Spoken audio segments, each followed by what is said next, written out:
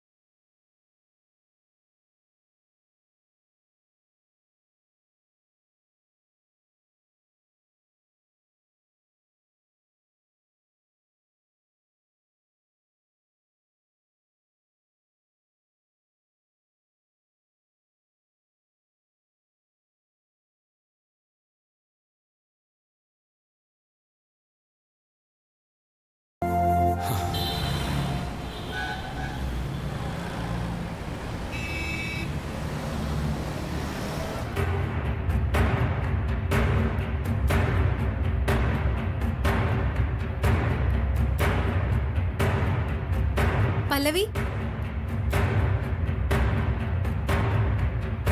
നീ അറിഞ്ഞില്ലേ വിശേഷം? എന്ത് വിശേഷം? നീ ആദ്യം മധുരം എടുക്ക്. വിശേഷമൊക്കെ ഞാൻ പറയാം. പല്ലവി, പാർവതി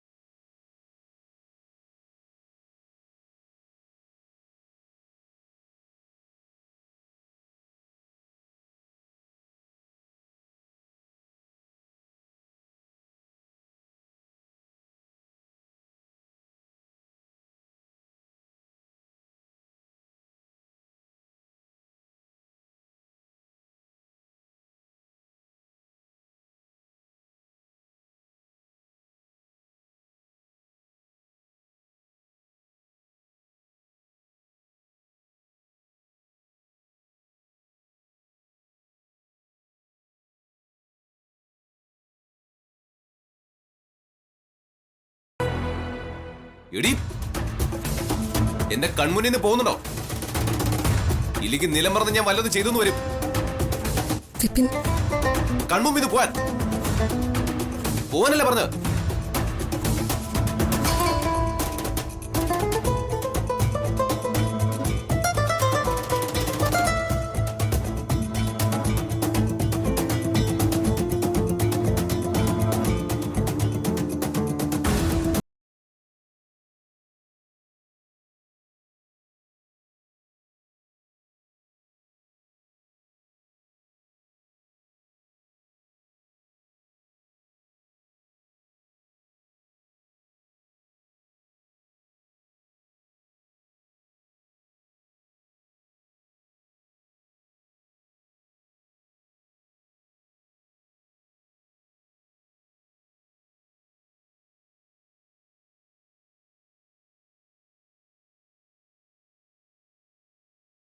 ഞാൻ കാണിക്കണം. സാറൊന്ന് ക്ഷമിക്കേ. ഗൈനക്കോളജിസ്റ്റിനെ ഒക്കെ നമുക്ക് കാണിക്കാം. അതിനൊക്കെയുള്ള ടൈമുണ്ട്. എടോ, ഇവിടെ ഞാനും താനും മാത്രമേ ഉള്ളൂ. പ്രഗ്നന്റ് ആയ തനിക്ക് വേണ്ടി എന്തൊക്കെ ചെയ്യണം, എന്തൊക്കെ ചെയ്യാൻ പാടില്ല എന്നൊന്നും എനിക്കറിയില്ലല്ലോ. തൽക്കാലം സാർ ഒന്നും ചെയ്യണ്ട. എന്റെ കൂടെ ഒന്ന് നിന്നാ മതി. അത് ഓക്കെ, ഞാൻ തൻ്റെ കൂടെ തന്നെ നിൽക്കാം. പക്ഷേ നമ്മൾ ഈ പ്രഗ്നൻസി പീരീഡിന്റെ തുടക്കം മുതല് നന്നായിട്ട് കെയർ ചെയ്യണമല്ലോ. എന്റെ ഉദയനൂരമ്മേ, വിശാൽ സാറിന്റെ ഈ വെപ്രാളവും ടെൻഷനും ഒന്ന് കുറച്ചു കൊടുക്കണേ. പാർവതി, അങ്ങനെ നമ്മുടെ സ്വപ്നം സാക്ഷാത്കരിക്കാൻ പോവുക.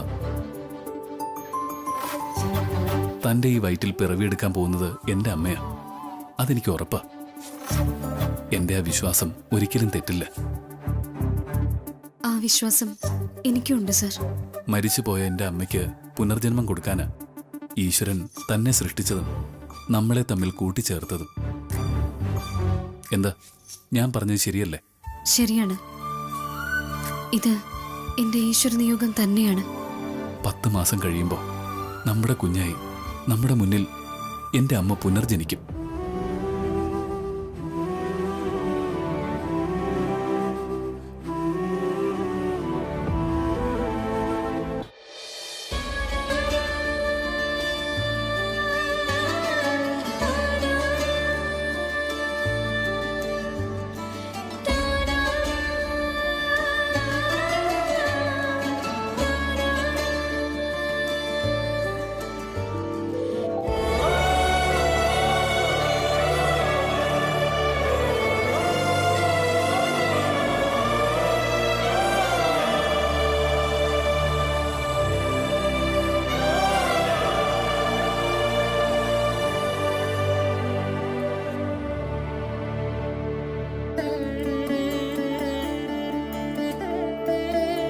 ഗാർഗി, വാ. Congratulations both of you. എന്താ രണ്ടാളും ഇങ്ങനെ അന്തം വിട്ട് നിൽക്കുന്നേ? അല്ല, നീ ഇപ്പൊ എന്തിനാ കൺഗ്രാറ്റുലേഷൻസ് പറഞ്ഞത്? അതുകൊള്ളാം. നിങ്ങൾ രണ്ടാളും അച്ഛനമ്മമാരാകാൻ പോകുന്ന സന്തോഷം അറിയുമ്പോ നിങ്ങളെ അഭിനന്ദിക്കണ്ടേ? അല്ല, ഇത് നീ എങ്ങനെ അറിഞ്ഞു? അവിടെ വിനയും റേയും അമ്മയോട് പറയുന്നത് ഞാൻ കേട്ടതാ. എന്താ, കേട്ടത് ശരിയല്ലേ? കേട്ടത് ശരി തന്നെയാ. അപ്പോ ഓക്കെ. വിനയും റേയും പുറത്തുപോയി വന്നപ്പോഴാ പാർവതി ഗർഭിണിയായ വിവരം പറഞ്ഞത്. അത് കേട്ടതും എനിക്ക് വലിയ സന്തോഷമായി. എങ്കിലും പറഞ്ഞത് അവരായതുകൊണ്ട് അവര് പറഞ്ഞതിൽ വല്ല വാസ്തവവും ഉണ്ടോന്നുള്ളൊരു കൺഫ്യൂഷനും എനിക്കുണ്ടായിരുന്നു. ഇപ്പോഴാ അത് മാറി കിട്ടിയത്. ഇനി 2 പേർക്കും എന്റെ സന്തോഷത്തിന്റെ വകയായി ഇത്തിരി മധുരം.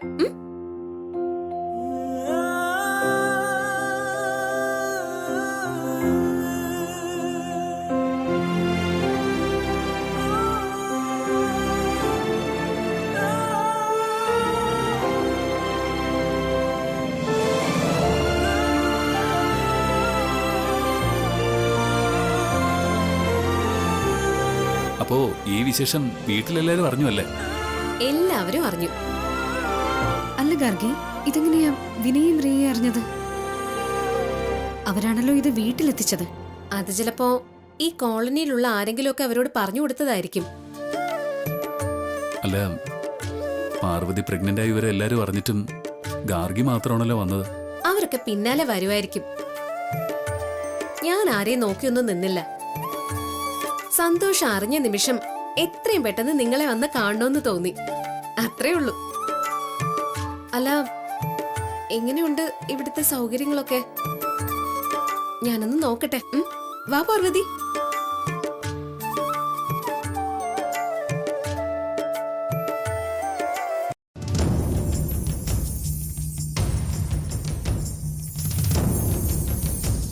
ഞാനും ഗർഭിണിയായിരിക്കോ? എങ്ങനെ അത് അറിയാൻ സാധിക്കും?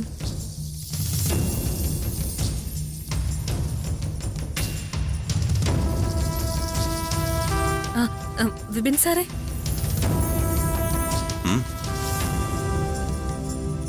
ഞാനൊരു കാര്യം പറഞ്ഞ വിപിൻ സാർ എന്നോട് ദേഷ്യപ്പെടുവോ? അപ്പൊ അതിനർത്ഥം എന്നെ ദേഷ്യം പിടിപ്പിക്കുന്ന എന്തോ ഒരു കാര്യമാണ് താൻ പറയാൻ പോകുന്നത്. സാറ് ഞാൻ പറയുന്നത് കേൾക്ക്. എന്നെ ഇറിറ്റേറ്റ് ചെയ്യിക്കുന്ന കാര്യമാണെങ്കിൽ പല്ലവി അത് പറയാതിരിക്കുന്നതാവും നല്ലത്. സാറേ, എനിക്ക് തോറ്റു കൊടുക്കാൻ പറ്റില്ല. മനസ്സിലായില്ല? ഈ കുടുംബത്തിലെ ആദ്യത്തെ കുഞ്ഞ് നമ്മുടെ കുഞ്ഞ് തന്നെയായിരിക്കണം. ചേച്ചി പ്രസവിക്കും മുൻപേ എനിക്ക് പ്രസവിക്കണം. പ്രസവിച്ചേ തീരൂ.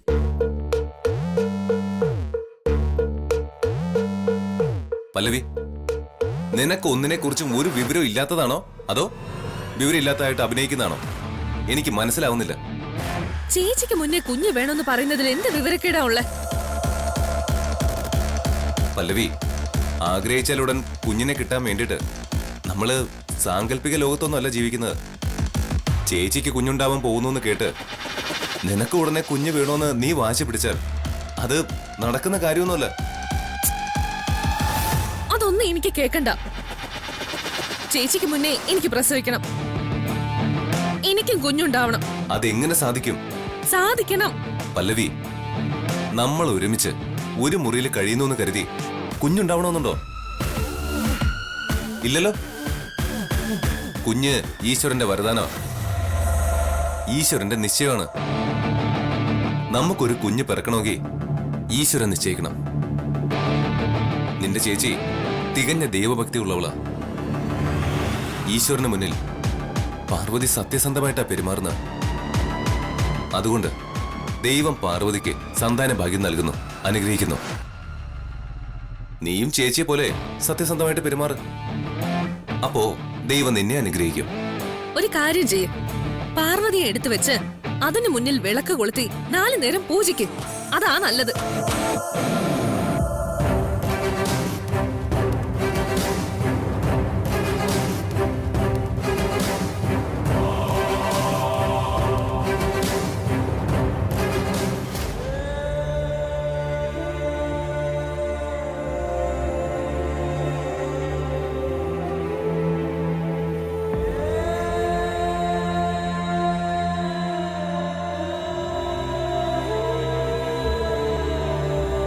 വിശാൽ സർ,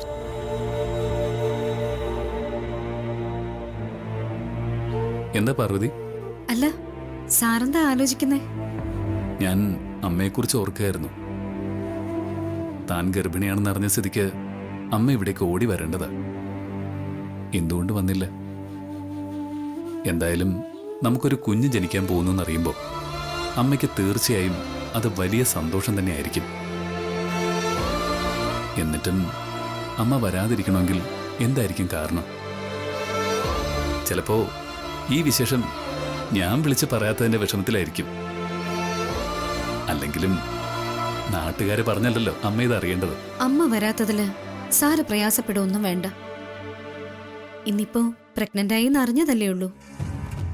അറിഞ്ഞുടനെ തന്നെ ഇങ്ങോട്ട് വരണമെന്നില്ലല്ലോ. അമ്മ വരട്ടെ.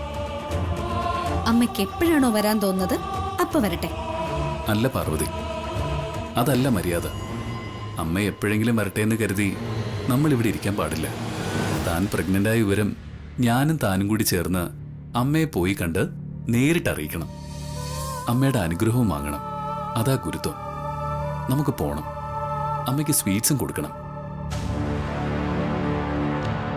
സാർ, അല്ല അത് എന്താടോ, തനിക്കിപ്പോ എന്താ പറ്റിയത്? അല്ല സാർ, ഇത്രയും ദൂരം സഞ്ചരിക്കണ്ടേ? എത്ര ദൂരം? എടോ, ഇവിടുന്ന് കുറച്ച് ദൂരമല്ലേ ഉള്ളൂ നമ്മുടെ വീട്ടിലേക്ക്. ഒരു 10 മിനിറ്റ് പോലും വേണ്ടല്ലോ. ഇതിനാണോ താൻ വലിയ ദൂരം എന്നൊക്കെ പറയുന്നത്? നല്ല വെയിലാണ്. എവിടെ വെയില്? അത്ര പൊള്ളുന്ന വെയിലൊന്നും പുറത്തില്ല. ഈ വെയിലൊക്കെ സഹിക്കാവുന്നേ ഉള്ളൂ. അല്ലടോ, പ്രഗ്നന്റ് ആണെന്ന് അറിഞ്ഞത് മുതല് തനിക്ക് മടി പിടിച്ചോ? ഏയ്, അങ്ങനെയൊന്നുമില്ല. എന്നാലേ താൻ ഞാൻ പറയുന്ന കേൾക്ക്. താൻ ചെന്ന് റെഡിയാവും. നമുക്കേ ഇപ്പൊ തന്നെ പോവാം. ഇനി ഈ സന്തോഷ വാർത്ത അമ്മയോട് പറയാതിരുന്നാലേ എനിക്ക് വലിയ വിഷമാവും. ഒന്ന് റെഡിയായി വാടോ. സ്വത്തുക്കളും വീടും പ്രഭാവതിയമ്മയുടെ കയ്യിൽ നിന്ന് തിരികെ പിടിക്കുന്നത് വരെ ആ വീടിന്റെ പടി ചവിട്ടരുതെന്ന് തീരുമാനിച്ചിരുന്നത്. പക്ഷേ വിശാൽ സാർ സങ്കടപ്പെടുമെന്ന് പറയുമ്പോ ഞാൻ എന്ത് ചെയ്യും? താനിത് എന്ത് ചിന്തിച്ച് നിൽക്കുക? റെഡിയാവണ്ടേ? പോയി റെഡിയാവ്. ഞാനും ഈ വേഷമൊക്കെ മാറ്റിയിട്ട് വരാം.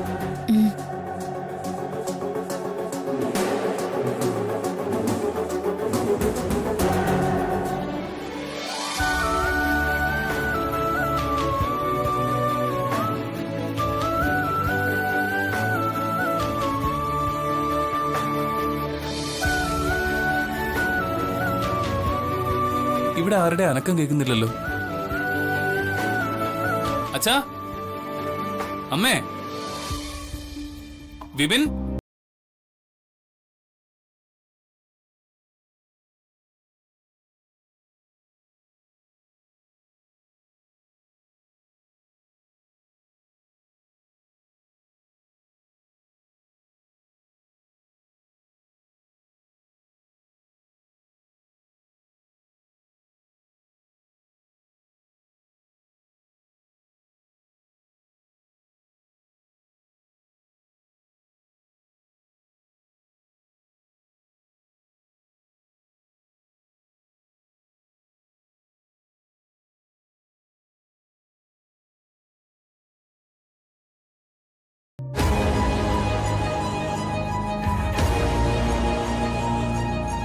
ഞാനിവിടെ ഉണ്ട്.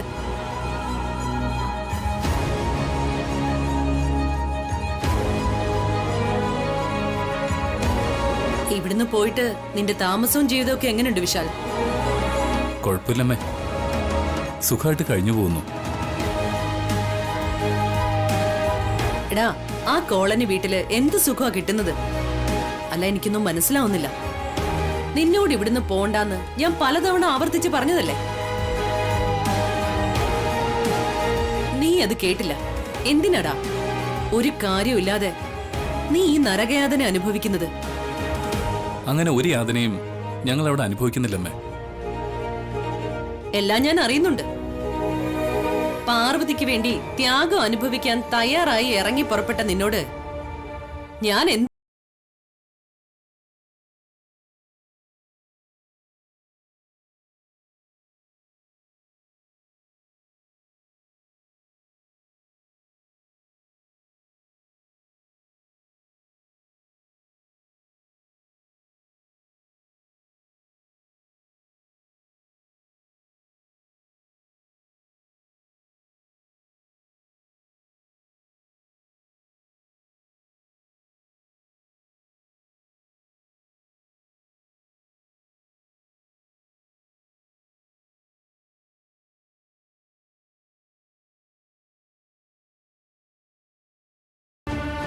വിശേഷങ്ങൾ അമ്മ അറിഞ്ഞുവെന്ന് ഗാർഗി പറഞ്ഞു. എന്നിട്ടും അമ്മ അങ്ങോട്ട് വന്നില്ല. അതെന്തുകൊണ്ടാണെന്നേ എനിക്ക് മനസ്സിലായി.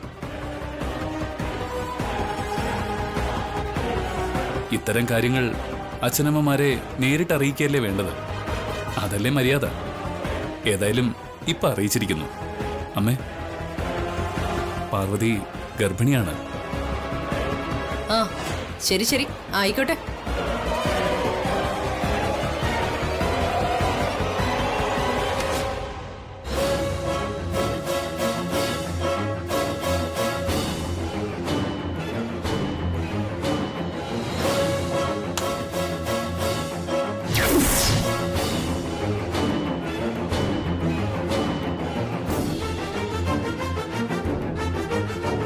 വിനയേട്ടാ, എന്തായി കാണിച്ചത്? എന്തിനാ ലഡു കളഞ്ഞത്? വിശാലേട്ടനും പാർവതിയും അവരുടെ സന്തോഷത്തിന് വേണ്ടിയല്ലേ മധുരം കൊടുക്കാൻ തുടങ്ങിയത്? അതെ, അമ്മയുടെ സന്തോഷത്തിന് വേണ്ടി അവര് മധുരം കൊടുത്തോട്ടെ. അത് പക്ഷെ വൃത്തിയുള്ള ഇടത്തു നിന്ന് കൊണ്ടുവന്നതായിരിക്കണം.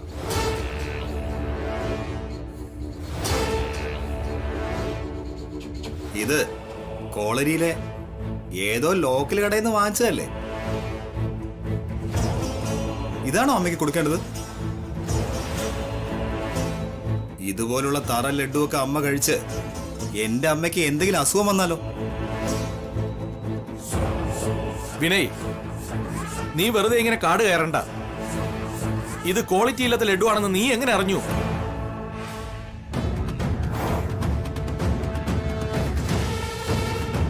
ഇവൻ ലോക്കൽ ഷോപ്പിൽ നിന്ന് വാങ്ങിയത് നീ കണ്ടായിരുന്നോ? ഇവര് മോശം ലഡുവും വാങ്ങി വരുമെന്ന് വിനയ് കരുതിയത് തെറ്റായിപ്പോയി. മധുരം ഇനി എത്ര വലിയ കടയിൽ നിന്ന് വാങ്ങിയാലും അത് തരുന്നവരുടെ മനസ്സിന്റെ വലിപ്പം അനുസരിച്ചായിരിക്കും അത് മധുരിക്കുന്നത്.